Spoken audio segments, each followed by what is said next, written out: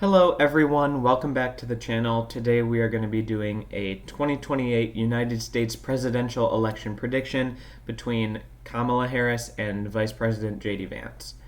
So, Kamala Harris and J.D. Vance are both the two front runners for their nomination currently. Kamala Harris is ahead in the polls by a bit, and J.D. Vance is ahead in the polls by a great amount. And I think this is probably our most likely matchup, and this would be Kamala Harris deciding not to run for governor of California in 2026, and she would run for president again.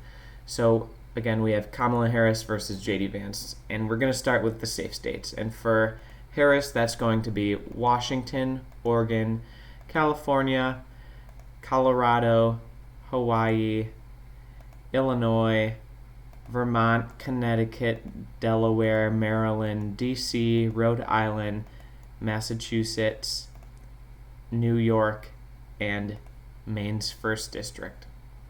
And safe states for J.D. Vance will be Montana, Idaho, Utah, Wyoming, North Dakota, South Dakota, Nebraska's 3rd District, Nebraska at large, Kansas, Oklahoma, Missouri, Arkansas, Louisiana, Mississippi, Alabama, South Carolina, Tennessee, Kentucky, West Virginia, and Indiana.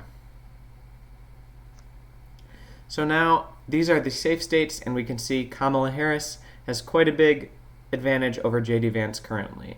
But once we put in these likely states, you'll see that J.D. Vance will gain back because he has some likely states with huge populations like Florida, Texas, and that's already 70 electoral votes in likely states right there. But he also has Alaska, Iowa, Nebraska's 1st District, Maine's 2nd District, and Ohio.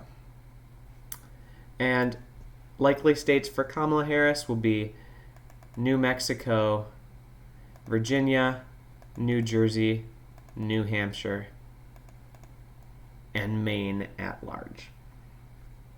Also, I think she will win Nebraska's 2nd District by a likely margin. And now I think Kamala Harris will win Minnesota by a lean margin. She won it by 4.2 percentage points, and I think she will do slightly better against J.D. Vance.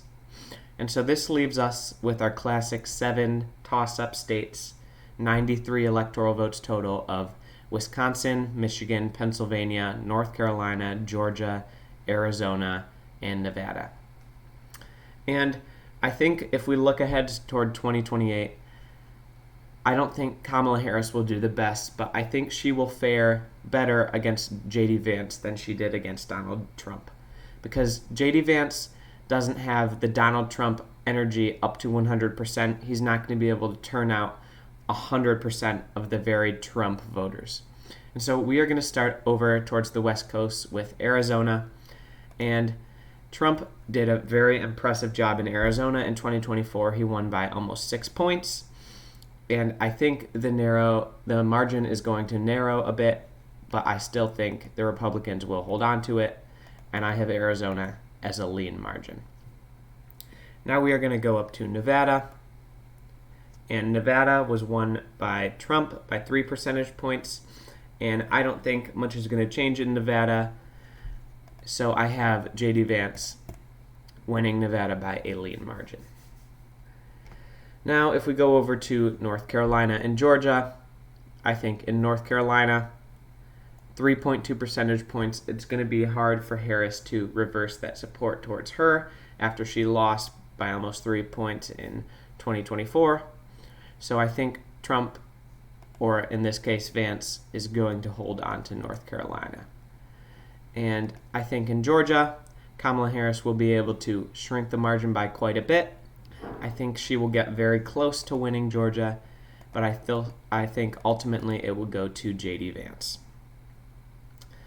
Now, if we go up to the Midwest, the blue Rust Belt states, we'll have Wisconsin, Michigan, and Pennsylvania, and we're going to start with Wisconsin, which was the closest state in the 2024 presidential election. Trump won it by less than a percentage point, and I think J.D. Vance is going to do slightly worse than Trump, which will allow Kamala Harris to barely flip Wisconsin back to the Democrats by a tilt margin.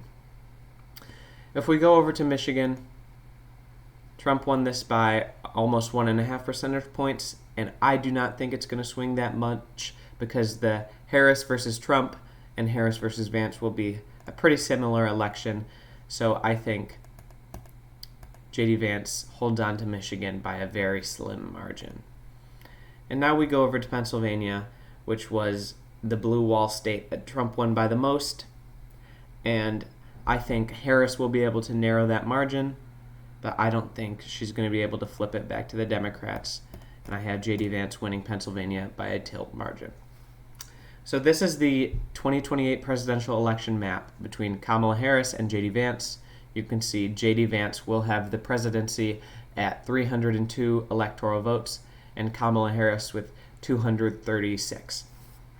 And now, I think if I had to call it, if Kamala Harris runs, I do not think she is going to win. She's lost once, and the Democratic Party is really in need of someone new, either someone middle of the road or someone very progressive. But I think if the Democrats will run Kamala Harris again, I do not think she will do well. She may do slightly better than 2024, but I think it would be a mistake if the Democratic National Committee nominates Kamala Harris for president again. And I don't think J.D. Vance is not a very strong candidate, because he is kind of Trump, but not as Trumpy. So I think both of these candidates are not very strong, but I think Kamala Harris is weaker than J.D. Vance because she already lost. And I think if the Democrats want to win, they will nominate someone else for president in 2028. Thanks for watching that video, guys. Please don't forget to like and subscribe. And I would love to hear your thoughts, so please comment on the video, and I will see you in the next one.